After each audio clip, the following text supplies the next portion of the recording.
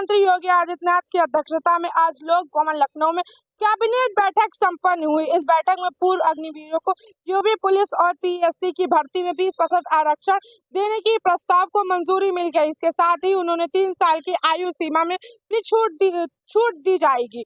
ODOP यानी one district one product नीति 2.0 को भी मंजूरी दी गई, जिसमें परियोजनाओं का लागत और मार्जिन मनी की सीमा भी बढ़ाई जाएगी और नए उत्पाद सीमा शामिल किए जाएंगे। औद्योगिक विकास के तहत हल्दीराम स्नैक्स समेत कई कंपनियां निवेश के लिए लेटर ऑफ कंफर्ट सब्सिडी देने की भी मंजूरी दी गई है। सार्वजनिक वितरण प्रणाली के तहत अन्नपूर्णा भवनों के निर्माण और प्रस्ताव का पास किया गया है। वहीं पर्यटन विभाग ने bed and breakfast home set नीति को मंजूरी जिसके धार्मिक और पर्यटन स्थलों पर आवास सुविधाएं बेहतर बनाई जाएंगी। इसके अलावा ही शहरी क्षेत्र के हरियाली बढ़ाने के लिए अर्बन ग्रीन नीति सौदों की भी मंजूरी। कुल मिलाकर कैबिनेट के औद्योगिक विकास में एमएसआईटी, आईटी, पर्यटन, उच्च शिक्षा और नगर विकास समेत कुल 10 अहम प्रस्तावों को मंजूरी दी गई है। मैं अंजला खान, शी न्यूज़, लखनऊ। बिहार में विधानसभा चुनाव होने वाली है, लेकिन तारीखों का तो ऐलान हुआ है, लेकिन उससे पहले सभी पार्टियां अपने तैयारियों जोरों शोरों से चालू कर दी है। सूत्रों के मुताबिक मानूं तो नवंबर में चुनाव होने की संभावना है और सितंबर के पहले हफ्ते में ही चुनाव आयोग तारीखों का ऐलान कर देंगे। लेकिन बात करें बिहार में तो अक्टूबर के महीना में दिवाली और छठ दोनों चीज़ होने वाली है। लेकिन चुनाव आयोग का यही कहना है, जो बिहार का बात करूं तो छठ को एक महापर्व के तौर पे माना जाते हैं, तो चुनाव को देखते हुए छठ का पर्व को भी देखते हुए तारीखों का ऐलान किया जाएगा और चुनाव कराए जाएगी। रायबरेली जिले के महाराजगंज कोतवाली क्षेत्र के कपूरपुर गांव में आज उस वक्त हड़कंप मच गया जब एक किसान की फावड़े से काटकर नृशंस हत्या कर दी गई, जिसके बाद इलाके में सनसनी फैल गई। यही नहीं, सूचना पर पहुंची पुलिस ने शव को कब्जे में लेकर जांच पड़ताल शुरू कर दी है। दरअसल आपको बता दें कि कपूरपुर गाँव के रहने वाले तेज बहादुर अपने छोटे भाई रिंकू को लेकर ट्यूबवेल पर पेपरमिंट की टंकी लगवाने के लिए गया हुआ था। बताया जा रहा है कि मजदूरों और छोटे भाइयों को काम खत्म होने के बाद उसने वापस भेज दिया था और खुद वह कुछ काम के लिए रुक गया था। बताया जा रहा था तभी किसी अज्ञात युवक ने उसकी फावड़े से काटकर हत्या कर दी। यही नहीं, पास से गुजर रही महिलाओं ने जब तेज बहादुर का शव खेत के पास पड़ा देखा, तब उन लोगों ने आकर गांव में इस मामले की जानकारी दी। सूचना मिलने के बाद गांव में हड़कंप मच गया। परिवार के लोगों का रो रो कर बुरा हाल है। यही नहीं, सूचना पर पहुंची पुलिस ने शव को कब्जे में लेकर जांच पड़ताल शुरू कर दी है। वहीं मौके पर पहुंचे अपर पुलिस अधीक्षक संजीव कुमार सिन्हा ने बताया है कि शव को कब्जे में लेकर पोस्टमार्टम के लिए भेज दिया गया है। वहीं आरोपी की गिरफ्तारी को लेकर पुलिस टीम गठित कर दी गई है। जल्द ही आरोपी को गिरफ्तार कर लिया जाएगा। महाराजगंज जिले के नगर पंचायत पनियरा में सड़कों के किनारे लगा स्ट्रीट लाइट लगभग 5 महीने से खराब पड़ा हुआ है। वहीं जिम्मेदार अधिकारी और कर्मचारी मुख्य दर्शक बने हुए हैं। आए दिन चोरी और तमाम घटनाओं को लेकर के जहां व्यापारियों में दहशत का माहौल रहता है, वहीं रात्रि के अंधेरे का फायदा चोर और बदमाश उठाते हैं। इसी को लेकर के आज अखिल भारतीय उद्योग व्यापार मंडल नगर इकाई पनियरा के नगर अध्यक्ष दिलीप कसौधन ने जिलाधिकारी से मुलाकात करके सड़कों के किनारे लगे स्ट्रीट लाइट को ठीक कराने की मांग की है। अखिल भारतीय उद्योग व्यापार मंडल के नगर अध्यक्ष दिलीप कसौधन की शिकायत के बाद नगरवासियों को अब लग रहा है कि पनियरा सड़कों के किनारे लगा स्ट्रीट लाइट अति शीघ्र ठीक हो जाएगा। महाराजगंज से कैमरा पर्सन इमरान खान के साथ अर्जुन कुमार मौर्य, श्री न्यूज। राम मंदिर में आज से शुरू हो रहा है दूसरा प्राण प्रतिष्ठा का उत्सव। यह उत्सव बाजा गाजे के साथ भव्य कलश यात्रा भी निकाली गई है। यह कलश यात्रा सरयू तट के संत तुलसीदास घाट से शुरू होकर श्री राम जन्मभूमि परिसर में निर्मित यज्ञ मंडप तक जाएगी।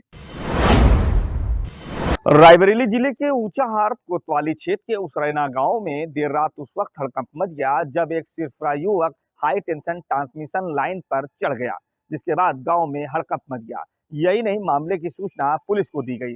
सूचना पाकर मौके पर पहुंची पुलिस ने घंटों सरफरे युवक को समझाने का प्रयास किया कि वो हाई टेंशन लाइन के ट्रांसमिशन खंभे से उतर आए, लेकिन युवक किसी की बात मानने को तैयार न हुआ। उसके बाद इलाहाबाद से टीम बुलाई गई और 3 घंटे रेस्क्यू के बाद करीब 2 बजे रात में युवक को खंबे से नीचे उतारा गया और उसके बाद उसे मेडिकल चेकअप के लिए अस्पताल भेजा गया है। यही नहीं, इस पूरी घटना की जानकारी देते हुए एसडीएम ऊंचाहार राजेश श्रीवास्तव ने बताया कि युवक का नाम अंकित है और वह नसीराबाद थाना क्षेत्र के नमकपार गांव का रहने वाला है। यही नहीं, युवक अपनी बुआ के घर उसरैना आया हुआ था, तभी किसी बात को लेकर वह ट्रांसमिशन खंबे पर चढ़ गया था, जिसके बाद गांव वालों ने पुलिस को सूचना दी थी। सूचना पर पहुंची पुलिस ने काफी प्रयास किया था, लेकिन युवक नीचे उतरने को तैयार नहीं था। फिलहाल युवक को सही सलामत नीचे उतार लिया गया है, मेडिकल चेकअप के लिए भेजा गया है। आगे की विधिक कार्रवाई की जाएगी। महताब अहमद, श्री न्यूज, रायबरेली। में मिट्टी उठाने को लेकर दिव्यांग की सरिया से पीटकर हत्या कर दी जाती है। इतना ही नहीं, हत्यारे वारदात को अंजाम देने के बाद मौके से फरार हो जाते हैं। पुलिस को सूचना मिलते ही पुलिस मौके पर पहुंचती है और सबको कब्जे में लेकर जांच पड़ताल में जुट जाती है। घटना तालीग्राम थाना क्षेत्र के मायापुरवा की बताई जा रही है। अजय दुबे, श्री न्यूज, कन्नौज। ज्येष्ठ माह के पावन दिन चल रहे हैं और ज्येष्ठ माह के पावन दिन के जो बड़े मंगल होते हैं उन्हें बखूबी बड़े धूमधाम से मनाया जाता है। इस बार 5 बड़े मंगलवार पड़ रहे हैं, वही आज चौथा बड़ा मंगलवार है, तो उसी के उपलक्ष्य में लखनऊ के जो लोग हैं हनुमान जी के दर्शन कर रहे हैं। उसी के साथ ही साथ राजधानी लखनऊ में कई प्राचीन हनुमान मंदिर है, भक्त जो है वहां जाकर दर्शन कर रहे हैं हनुमान जी के और साथ ही साथ अपने मनवांचित इच्छा अनुसार उनसे मन्नत मांग रहे हैं और साथ ही साथ भगवान को बूंदी और लड्डू का भोग भी अर्पित कर रहे हैं। कहते हैं हनुमान जी को आज के दिन लाल चोला चढ़ाने से और पान के पत्ते चढ़ाने से आपकी जो जितने भी कष्ट होते हैं वो दूर हो जाते हैं और तुलसी का पत्ता चढ़ाने से भगवान हनुमान जी आपकी सारी इच्छाएं जो होते हैं वो पूरी करते हैं। और साथ ही साथ आज जगह जगह भंडारे का आयोजन भी किया जाता है। नाना प्रकार के भोग प्रसाद जो है वो वितरण करे जाते हैं भक्तों को। जो भक्त है भंडारे का आयोजन के साथ साथ सेवा भाव के साथ साथ उसमें हाथ भी बटाते हैं और उसी के साथ ही साथ भंडारा भी लोग खाते हैं। और साथ ही साथ अगर मैं भंडारे की मैं बात करूं, उत्तर प्रदेश और भंडारे का तो नाता है बहुत ही पुराना है, बहुत ही हम कह सकते हैं अनूठा है, क्योंकि सबसे ज्यादा जो भंडारे की संख्या है वो उत्तर प्रदेश में अधिक होती है। वहीं आज जो भक्त है लंबी लंबी कतारों में और अधिक संख्या में मंदिर जाकर हनुमान जी के दर्शन कर रहे हैं और हनुमान जी का आशीर्वाद प्राप्त कर रहे हैं। मैं प्रज्ञा पांडे, कैमरा जी के साथ, श्री न्यूज, लखनऊ। कानपुर का बिकरू कांड आज फिर सुर्खियों में है। आपको बताता चलूं कि गैंगस्टर विकास दुबे की गिरफ्तारी और छापेमारी के दौरान विकास दुबे और उनके साथियों द्वारा 8 पुलिसकर्मियों की हत्या कर दी गई थी। तब से लेकर आज तक विकास दुबे के एनकाउंटर के बाद उसके साथियों की गिरफ्तारी ही और वो जेल में थे। विकास दुबे का खजांची कहलाने वाला जय वाजपेयी को आज जमानत मिल गई है। कहा यह जा रहा है कि जय वाजपेयी के खिलाफ कोई ऐसा सबूत नहीं मिला कि वो घटना में शामिल पाया गया, लेकिन उसके ऊपर जांच की कार्रवाई अभी चालू रहेगी। लेकिन जय वाजपेयी को आज पूरे 5 वर्षों बाद जमानत मिल गई है। जय वाजपेयी को विकास दुबे के खजांची के तौर पर जाना जा रहा था और ऐसा कहा जा रहा था कि विकास दुबे के जो भी लेन देन के मामले थे वो बाया जय वाजपेयी के द्वारा ही किया जाता था। सहयोगी अमन तिवारी के साथ नीरज तिवारी, श्री न्यूज, कानपुर। रायबरेली जिले में दबंगों के हौसले लगातार बढ़ते ही जा रहे। मामला जगतपुर कोतवाली क्षेत्र के साई ग्राम पंचायत का है, जहां उस वक्त हड़कंप मच गया जब रास्ते की विवाद को लेकर 2 पक्षों में मारपीट हो गई। एक पक्ष के दबंगों ने दूसरे पक्ष के 5 लोगों को लाठी डंडों से पीटकर अधमरा कर दिया, जिसमें 4 की हालत गंभीर है, जिनका उपचार जिला अस्पताल में चल रहा है। दरअसल आपको बता दें कि साई गांव के रहने वाले शिव बहादुर ने गांव के ही रहने वाले पप्पू शुक्ला से करीब 20 वर्ष पहले उनका मकान खरीदा था। यही नहीं, उसमें रास्ते का भी मामला था, जिसको लेकर पीड़ित परिवार का कहना है कि पप्पू शुक्ला रास्ता देने से मना कर रहे थे। इसी बात को लेकर दोनों परिवारों में विवाद चल रहा था। ये नहीं, आज कुछ मामूली बात हुई और उसी बात को लेकर दोनों पक्षों में मारपीट शुरू हो गई। यही नहीं, पप्पू शुक्ला और उनके परिवार के लोगों ने शिव बहादुर और उनके परिवार पर कहर ढा दिया और परिवार के 5 लोगों को लाठी डंडों से पीटकर घायल कर दिया। यही नहीं, पिटाई का वीडियो और पथराव करने का वीडियो सोशल मीडिया पर भी वायरल हुआ। यही नहीं, इस पूरे मामले पर पीड़ित परिवार की तहरीर पर पुलिस ने मुकदमा दर्ज कर लिया है। फिलहाल जिस तरीके से रायबरेली एसपी डॉक्टर यशवीर सिंह अपराध पर अंकुश लगाने की बात कर रहे हैं, वहीं रायबरेली में दिनों दिन अपराध पर अंकुश लगता नजर नहीं आ रहा है। दबंग इतने बेखौफ हो गए हैं कि उन्हें पुलिस का बिल्कुल भी खौफ नहीं है और लगातार इस तरह की घटनाओं को अंजाम दे रहे हैं। फिलहाल अब देखना ये होगा कि पुलिस ऐसे आरोपियों के खिलाफ क्या कार्रवाई करती है। महताब अहमद, श्री न्यूज़, रायबरेली। झांसी के शाजापुर थाना क्षेत्र अंतर्गत ग्राम कांडोर में आज सुबह पानी को लेकर 2 पक्षों में खूनी संघर्ष हुआ। इस विवाद में दोनों पक्षों के लगभग 10 लोग घायल हैं, जिसमें महिलाएं भी शामिल हैं। प्रार्थना पत्र देते हुए प्रथम पक्ष पुष्पेंद्र ने कहा कि द्वितीय पक्ष के कुछ लोग शराब के नशे में उनके खेत पर पहुंचे और गाली गलौज करने लगे, जिस पर प्रथम पक्ष ने इसका विरोध किया और दोनों पक्षों के बीच मारपीट हो गई। वहीं द्वितीय पक्ष ने भी प्रार्थना पत्र देते हुए बताया कि उदयपाल व उसके साथी प्रथम पक्ष द्वारा बेची गई मोटर को उठाने खेत पर गए थे। प्रथम पक्ष ने मोटर और रस्सा देने से मना कर दिया, जिससे दोनों पक्षों के बीच विवाद हो गया।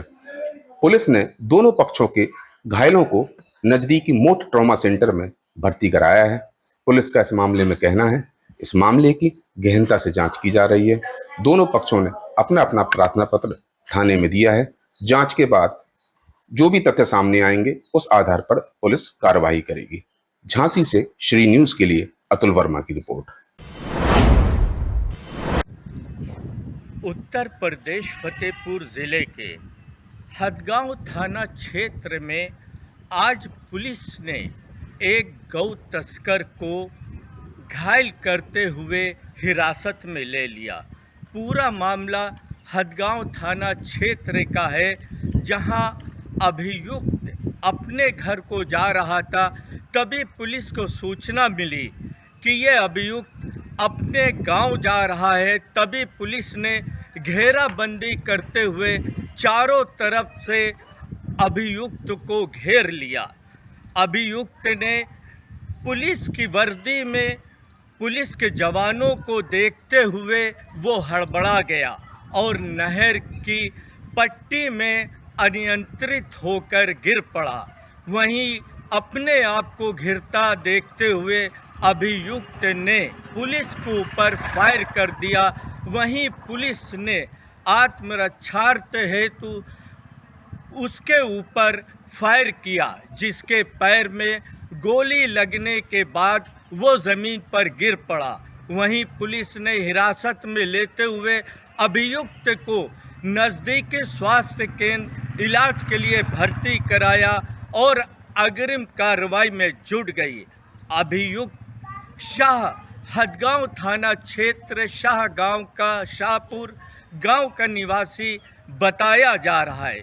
देखने वाली बात तो ये है कि अब और पुलिस की रेडार में कौन अभियुक्त है, ये तो आने वाला समय ही बताएगा। अजमी कैमरामैन के साथ मुमताज़ अहमद, श्री न्यूज़ फतेहपुर।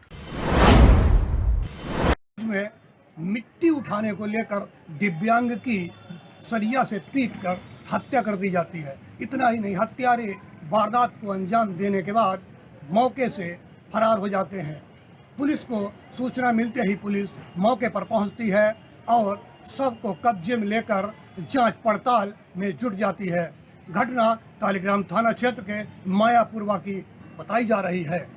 अजय दुबे, श्री न्यूज़, कन्नौज। उन्नाव जिला कारागार में एक संदिग्ध परिस्थितियों में एक बंदी की मौत हो गई है। वह मृतक के परिजनों ने जिला कारागार के प्रशासन के ऊपर कहीं न कहीं गंभीर आरोप लगाया है। जो मृतक है, जो गौकसी के मामले में जेल में 2 साल 9 महीने से जेल काट रहा था, वही पूरे घटने के मामले को जायजा लेते हुए जिला प्रशासन की ओर से जांच शुरू हो गई है। उन्नाव से विनोद कुमार सोनकर, श्री न्यूज।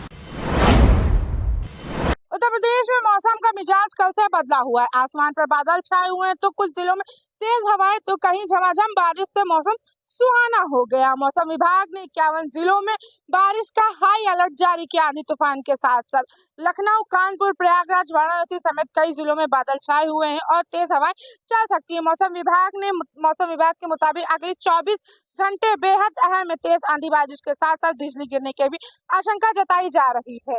प्रशासन ने अलर्ट जारी करते हुए लोगों से अपील करी कि बिना जरूरत के घर से बाहर ना निकले, खुले मैदान या पेड़ के नीचे या बिजली के खंभों के आसपास ना खड़े हो। किसान से भी अपील की अपने खेतों में बिजली के उपकरण इस्तेमाल करते के वक्त सावधानी बरते और मवेशियों को सुरक्षित स्थान पर बांध कर रखे। अगर आप सफर कर रहे हैं तो मौसम की ताज़ा जानकारी लेते हुए और प्रशासन के निर्देश से पालन करते हुए किसी भी आपदा स्थिति में तुरंत हेल्पलाइन नंबर जारी कर संपर्क कर सकते हैं और बिना किसी अहम काम के बाहर घरों से ना निकले। मौसम विभाग ने अलर्ट जारी किया।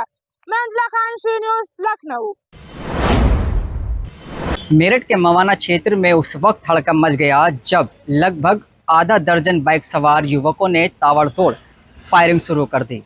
बताया जा रहा है कि मवाना क्षेत्र के मुबारकपुर गांव में प्रदीप नामक व्यक्ति का अपने घर के बाहर गाड़ी से पशुओं का चारा उतारते वक्त गांव के युवक से विवाद हो गया था, जिसके बाद वो अपने आधा दर्जन बाइक सवार साथियों को लेकर पहुंचा और सभी ने फिल्मी अंदाज में धुआंधार फायरिंग शुरू कर दी और बड़ी आसानी से फरार हो गए। सूचना मिलते ही मौके पर पहुंची पुलिस इस पूरे मामले की जांच में जुट गई है। इस मामले में एसपी देहात राकेश मिश्रा का कहना है कि मामले की जांच कर आरोपियों पर सख्त कार्रवाई की जाएगी। सागर कुशवाहा, श्री न्यूज़, मेरठ। गाजियाबाद के थाना नंदग्राम क्षेत्र के राजनगर एक्सटेंशन में गोलीबारी हुई है। इस गोलीबारी में एक युवक को गोली लगी है, जिसकी मौके पर ही मौत हो गई है। वहीं दूसरा युवक गंभीर रूप से घायल हुआ है, जिसे स्थानीय अस्पताल में भर्ती कराया गया है। इस गोलीबारी से पूरे राजनगर एक्सटेंशन में डर का माहौल है। वहीं आरोपी मौके से फरार हैं, जिन्हें पकड़ने के लिए पुलिस ने कई टीमें गठित करी हैं। अब देखना यह होगा कि पुलिस आरोपियों को कब तक गिरफ्तार कर पाती है। रेनू भाटी, श्री न्यूज़, गाजियाबाद।